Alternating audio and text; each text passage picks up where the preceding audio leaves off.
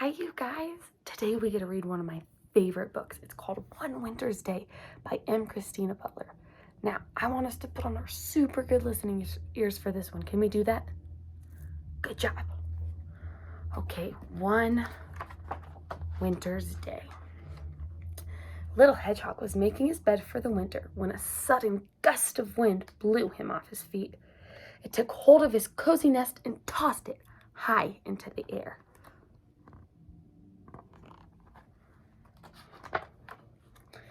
Little Hedgehog trembled as the wind whistled around him, and he wondered what to do. He caught hold of his scarf, hat, and mittens before they blew away, and tried to find shelter under the tree roots. But wherever he went, the wind went as well. "I'll have to stay with Badger until the storm has gone," he said at last, pulling his woolly hat firmly over his prickles.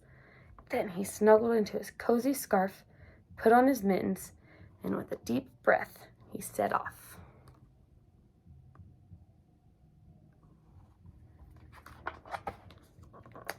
The wind was even stronger in the meadow. Leaves swirled here and there, and snowflakes filled the air.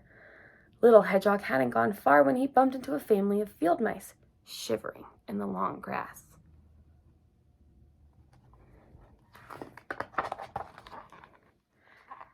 "I've never known such a storm," squeaked Mother Mouse.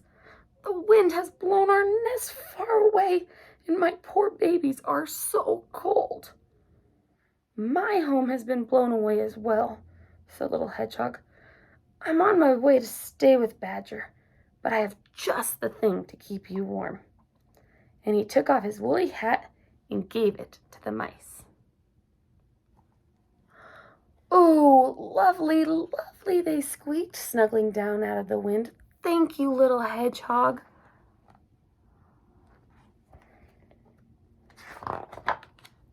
Little Hedgehog tucked his nose under his scarf and ran along beside the racing river. Otter was on the bank, huffing and puffing on his paws. "Hello, Otter," shouted Little Hedgehog. "What are you doing?" "Oh, hello, Hedgehog," replied Otter. "My fur coat keeps me warm, but my paws are freezing."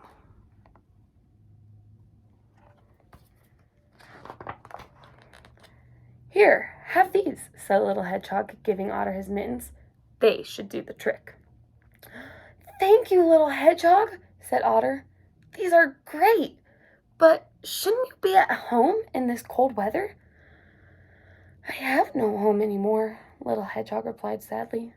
"The wind has blown it away." And running on, he cried, "I'm going to stay with Badger."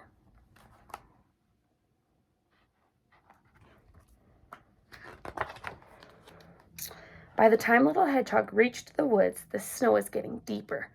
On and on he struggled, picking his way between the snowdrifts of the wind as it howled around him.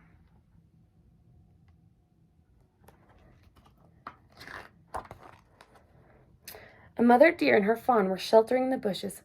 "Oh, Little Hedgehog, why aren't you in your nest in this awful storm?" she asked.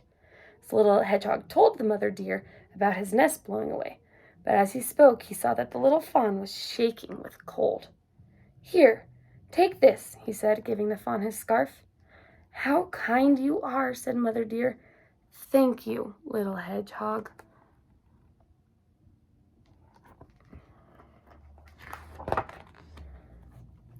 Little Hedgehog pattered on faster and faster, but just as he finally saw Badger's house at the bottom of the hill, he skidded on the icy path. "Help!" he cried as he went bumping and bouncing through the snow.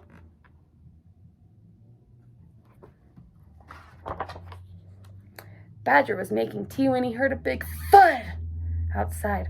"Whatever was that?" he cried, dropping his toast. When he opened the door, a prickly snowball rolled in. "Gracious me!" he said in surprise. "It's Little Hedgehog!" Badger carried Little Hedgehog to an armchair by the fire and gave him a cup of tea. Little Hedgehog told Badger about his journey through the storm, and then, cozy and warm, he fell fast asleep.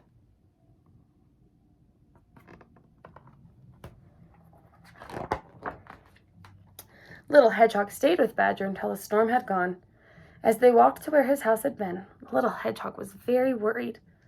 How can I build a strong new nest if all the leaves and twigs have blown away and there's nothing left? He asked anxiously. I'll help you, said Badger kindly. We're nearly there now.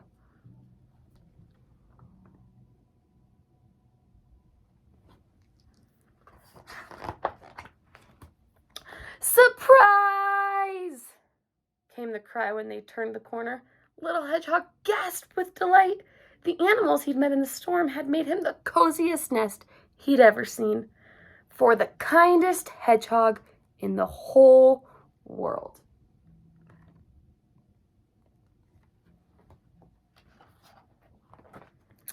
The end.